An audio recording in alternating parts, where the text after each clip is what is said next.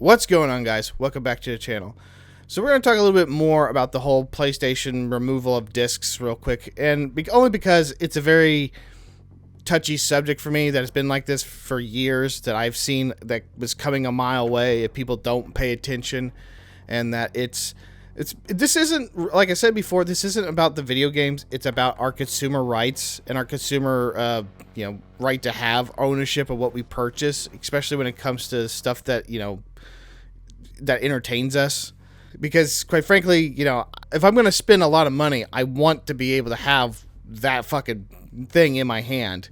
And it seems like video games, again, is the only one that seems to go this route of restricting ownership. You have ownership everywhere else, but not when it comes to video games. It's very odd. There's some stuff I want to talk about, and that is this whole thing about seeing this all the time. And that is this right here. That why are we fighting over 15% if 85% of people are purchasing their games digitally? And I'm going to talk about that here because I feel like that number is wrong. Not necessarily wrong, but I think it's misrepresented. It just seems off. Okay, I feel like all of these numbers that try to show that, hey, we're moving to this digital future is a little off. The reason being is because I also came across this article here that I want to talk about that kind of made me want to do a slight investigation, just a slight. And I should preface something here. What I'm about to talk about is that I'm not a mathematician. I'm not going to show you in great details every little number that shows that PlayStation might be wrong. That's not going to happen. I don't see the piece of paper in front of me of their current sales or how the sales work. So I have no idea. This is all just a theory that I've kind of pondered in my head for the past couple days. And that's all that really this is. It's just trying to figure this out because I feel like everything is not what it seems, especially on PlayStation side. I feel like what they're doing is very disingenuous to people out there, and I feel like it's just a lot of stuff just doesn't make sense, especially when it comes to this digital format. It is 85% digital representation. It just doesn't make any sense to me. I don't see the piece of paper in front of me. If unless you give me something that shows, hey, this is why they're doing this, I'm just as much trying to figure it out as you guys. So that's really what it is. So let's get to talking about the article that I came across that actually kind of made me a little bit mad and why I wanted to do this video. Because I had an original PlayStation video, but by the time that video would have gotten out, everything would have been basically, outdated and talked about. So I'm going to talk about something new real quick, something different for my video that's coming out, hopefully comes out this Sunday. So this article here is what I came across, and now we're going to talk about it. I picked up some of the few highlights from this article. It comes from Games Radar. If I find it again, I'll put it in the link. I'll put it in the description box below, a link to it, so that you guys can read it fully. So I just basically want to talk about the cliff notes and some of the stuff that caught my eye. So the first one obviously was the title of the whole thing, and that is PlayStation in physical games is like Apple removing the CD drive from its laptops, says analysts. Not a single person is complaining about it today. Kinda, I will agree with that to a point. If people still are dumb and still want to buy digital and still don't want to have their consumer rights, then yeah, I guess that would happen. But considering the fact there's a lot of vocal people, who knows what will happen, especially if people's change from going from PlayStation to computer. But again, I'm getting off track. So the one thing that's been going around and proving that Sony might be lying to us is this Insomniac leak. I think everyone has seen it or has talked about it, and it kind of shows the percentage of how many physical sales and digital sales that's been happening and whatnot. It's basically, I think, like Rift Apart was like that one game. It was 78%, while for physical sales, while digital sales was like 26 or something like that. I'll show a picture of what everyone's been talking about or something similar to that. And he goes on to say here that, he downplays the whole Insomniac sales figure thing, which basically it presented evidence that physical still represent a healthy chunk. But basically what this guy says that sales figure is out of date. That's completely and utterly out of date. So we shouldn't look at that.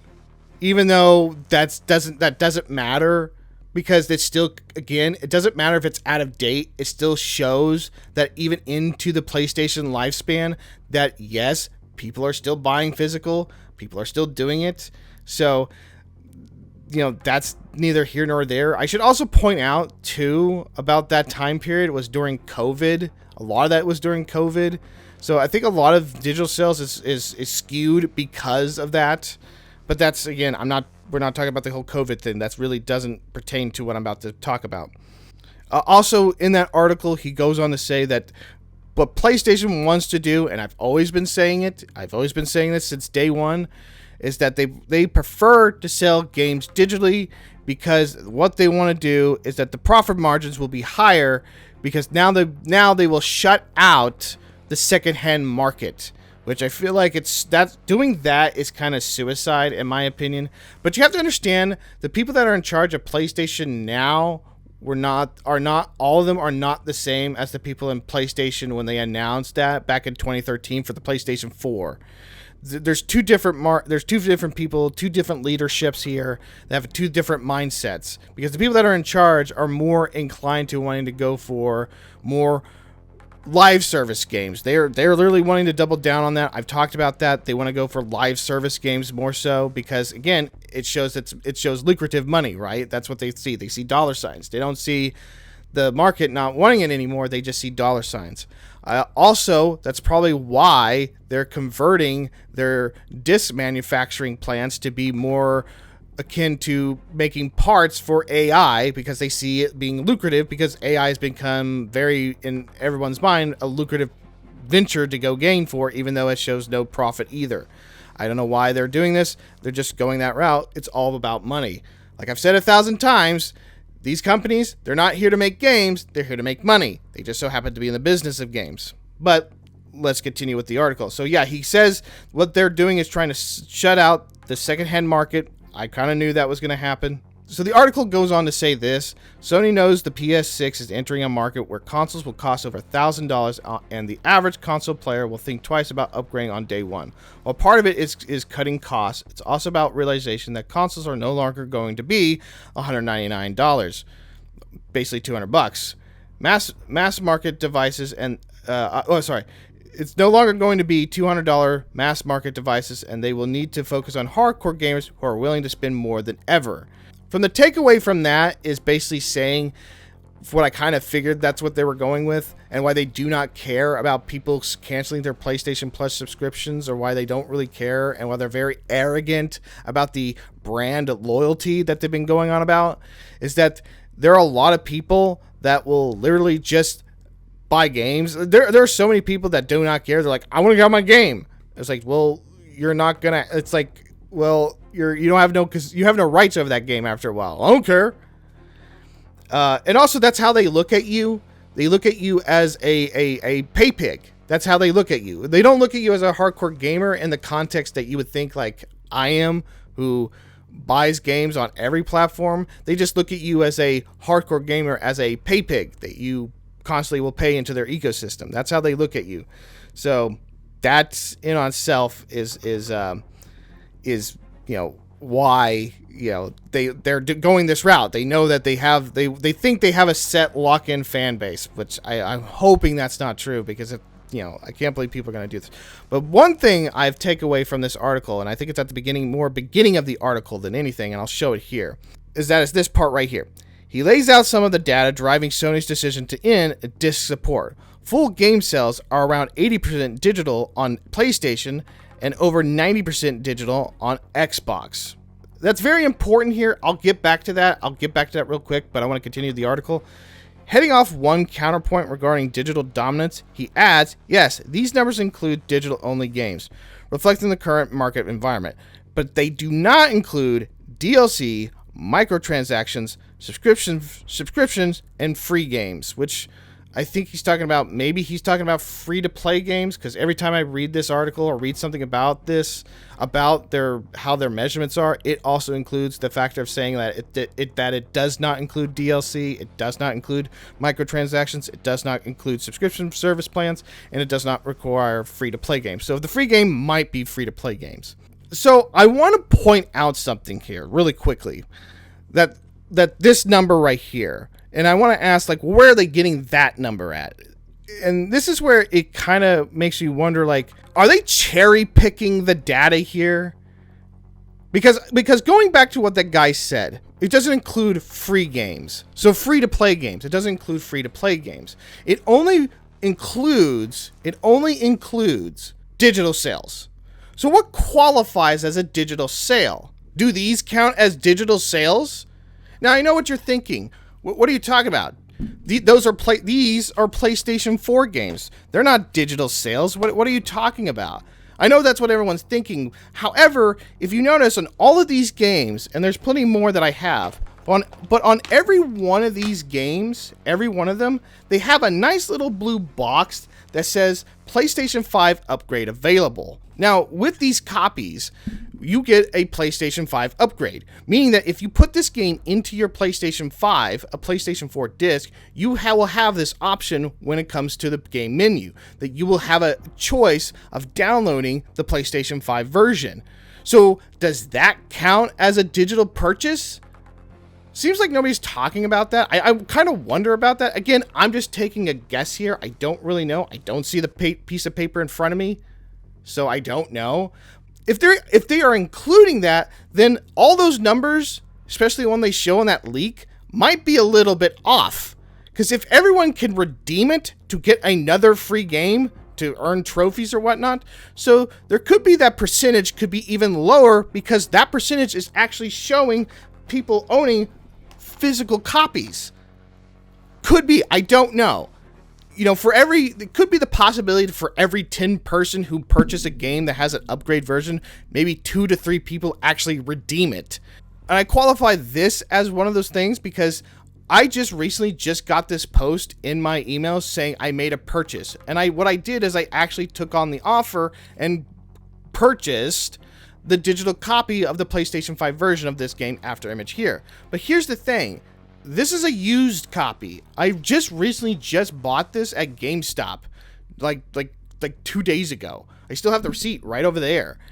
So if we're going to look at the factor that the numbers could be skewed because a lot of people who bought this on day one bought a free copy, okay? Upgraded their copy as considered a digital purchase. How many more people bought games like this at their secondhand store and actually redeemed the so-called PlayStation 5 upgrade available to it? How many people did that? And also, I should point out that not all games actually require the free upgrade. Some of them, well, like this one here, like Spider-Man and God of War Ragnarok, will also have it to where if you want to purchase the upgrade, you have to spend $10. So $10 on a PlayStation 5 game that is now $70. So I wonder how much of those digital sales are massively skewed, considering the factor that people are using physical copies to purchase a digital copy for an upgrade version that would cost around $70. How much of that is figured in here? Because nobody talks about that either. But I understand. I do understand. There may not be a lot of people who will redeem it. But the thing is, I don't know that. I don't see sales figures and I don't see sales numbers. So I don't really know if that's possible or not on how many people actually redeemed it. It could have been a lot of people have. It could be every person who has a PlayStation 4 copy and decided to use that. Does that figures into the digital sales? I don't know. I just don't know. But it is a little fishy that they don't qualify that when they talk about what qualifies as a digital purchase.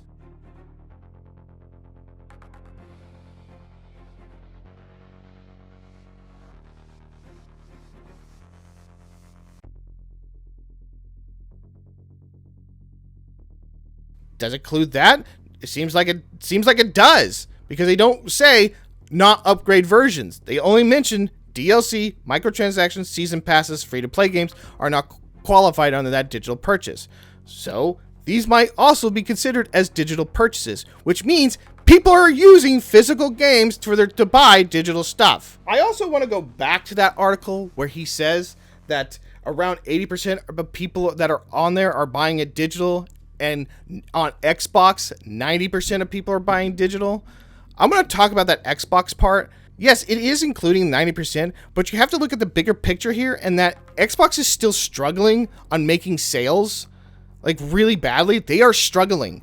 Even before Phil Spencer bought all those studios, they were having a hard time getting people back on Xbox. Even when Phil Spencer bought all those studios, they were still having a hard time getting people to go back on Xbox. And even now with Asha Sharma, with firing everybody almost, firing a vast portion of people, which I'm still mad they fired a lot of people at id Software because they made my favorite game, Doom, they're still struggling. Xbox is still struggling. So yes, while you will say 90% of people are buying digital over there, on the bigger hand, nobody hardly has an Xbox. It basically kind of goes like this, and again, it's not accurate. I'm just saying it's a guess of what's happening, is that they're taking like a sample size of 1,000 people, and over 900 of those people are digital, and they're saying like, well, see, look, those 900 people are buying digital games. See, everyone's wants digital.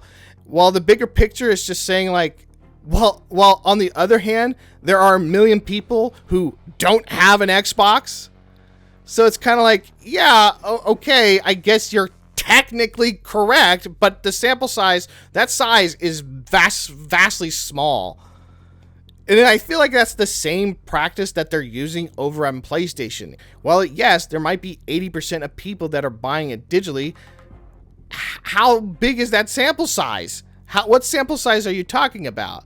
Because they do say, and I saw this post here, that there are 120 million active PlayStation users, and that 50 million of those people are subscribed to PlayStation Plus. There's something you have to understand. While that is a big number, how many of those 50 million people are using PlayStation Plus to only just play games online? Because that's the only way that you can play games that you purchase. Let's say you bought, I don't know, Call of Duty. You have to buy their PlayStation Plus subscription plan to play it. You know, you have to do that, in which you have to go buy a physical copy. How many people use it to really download games off there? I wonder how many do that. They don't count that. They don't count subscription service plans. So again, how many of those 50 million are just using it to play online? They don't even use it to download anything. We don't get that numbers. If you're looking back at those other 70 million people, they say they're active PlayStation users too. But even when I play a game like Spider-Man, I have to actively use my account online to get trophies and everything. That doesn't mean I'm buying things digitally. Not completely. I may buy a game here or there, but that doesn't mean I'm an active digital purchaser. I think that the size of what they're saying, the 80%, is just cherry picking certain things to justify them moving Sony into a different direction. I also believe, and the reason I believe it is because when GTA 6 came out and they did the whole pre-order thing, I think this is all a trick to investors to say, hey, look, people are buying digital. You know? And I think it's just, all of it is just to cut cost. It's not really, there's not a lot of people that really do want this to happen. It's just they're trying to cut cost where they can cut cost at. And I honestly believe Sony is not wanting to do PlayStation games anymore. I know that sounds crazy, but I do believe so. Because I think if they're repurposing factories to make stuff for AI, and AI seems to be all the rage, I think that's what they're doing. They just don't want to look outright like they're just abandoning PlayStation games. There's something else I want to point out here, and that is Sony might actually win this. As much as I don't like them right now, I think they might actually have a case where they know you're stupid, because that's exactly how they treat you. Like, you're stupid, and they might have something here, because all it has to do is, like, people need to just wait 2 years for the PlayStation 6 to come out to make their decision to whether to buy it or not. And I've already seen everyone flocking to get the digital copy of Call of Duty Black Ops 1 and 2. All I'm saying is that I just think their numbers don't make sense. It just doesn't. I think they have cherry-picked certain things and just ran with it to justify moving the company into a different direction. I just feel like that's what's happening. And people really need to be firm with this if they really do care about basically the consumer right to ownership. That's really this whole thing, is your consumer right to ownership. While yes, there might be a group of people that don't care about what they purchase. They just purchase it once, play it, and be done with it. If they want to spend all that fucking money to do so, let them. However, I think if people really do not buy a PlayStation 6, those numbers will come out in the forefront. What it really kind of looks like, it's like these little bits here and there to justify why they're doing this. And I feel like once people don't buy a PlayStation 6, that's really going to show pretty damn quickly that this big size of people who do buy physical and they can't do that anymore is going to crumble pretty fast. I don't know. I think it's going to get worse if people do not fucking stop it now. I mean, think about it. In this whole entire time when people talk about Sony's PlayStation thing about moving digital, no one has hardly brought up the big debacle they just had a couple months ago. And that is the whole DRM thing. One of my videos spiked because of the whole DRM thing, and people were talking about that. You know, if people hate that, guess what they're going to do? They're going to continue doing that. You think that's going to stop at 1 month? Now they become monopolized, they're going to do that to all your games. It's not that the factor they'll just take your games away. It's now they have the factor of you have to authenticate it every 30 days. And they will do that. You guys didn't see this whole removal of physical discs when they announced that. So what makes you think they're not going to do that later? So I have to ask the question now more so than anything. Why do you want to buy a PlayStation 6? Is it because you have friends that still play it? Is it because you just strictly like to buy digital and don't care about owning anything? You just want to waste your money? Or is it because you love their exclusives? Which, by the way, they have gone less and less in making exclusives. I'll try to find a picture where I saw there's exclusives that are being released. If most of the third-party games you can go and buy anywhere else, especially when it comes to PC, which have far more options in terms of where you get your games, it makes no sense at all to be on PlayStation. None. Well, at least the only upside, and this is the only thing I will say about Xbox that has been the only one upside, is that when you play digital games, you earn points, and with those points, if you accumulate enough of them, you earn money to buy digital games off the store. So you're not breaking the bank in terms of like how you want to do it. That's from my perspective, you know. So if you're already playing a lot of games that are free to play, and even with the base model that you don't do, you earn points to buy more games. I didn't even think about that either. You know, for a while there, PlayStation did have this thing called PlayStation Stars, or this PlayStation deal where they earned coins. I'll show the picture here. Does that also include in their digital sales? I didn't even think about that one. Does that count? Because you guys didn't purchase, if you played your games and you earned points off the games, did you use those gold coins to buy a ticket to buy digital sales? I wonder if they did that, and now that's gone. Isn't that interesting? Could it be that they used it to get their numbers high enough to show investors, hey, people are buying digital? If it's free shit? Again, if that's the case, you're still showing that people barely buy digital games if it's with their own fucking money. You see what I'm saying? Like, something is not adding up here. Something doesn't add up. If supposedly nobody's buying physical anymore, how is it that you can have a high demand for a physical disc drive, but yet simultaneously everybody is buying digital? What the fuck is going on? I think, and like I said before, and this is just a theory. I think they're really wanting to get away from gaming. I have this huge theory they're trying to get away from gaming, because again, you have to understand these companies are trying to make money. They're not really here to make games for you. They're here to make money. And if they're thinking that AI is the more lucrative route, they might do that.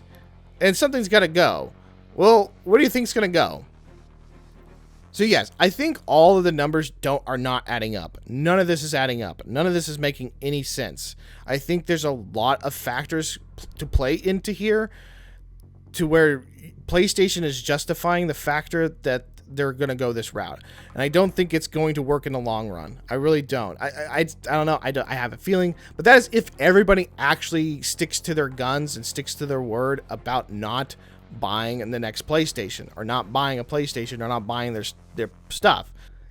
Anyways, guys, what do you think? Does this actually count as digital sales? Are the numbers wrong?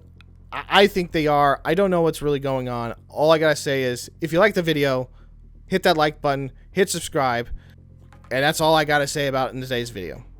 Anyways, guys, I'll see you guys all in the next one. Y'all take care.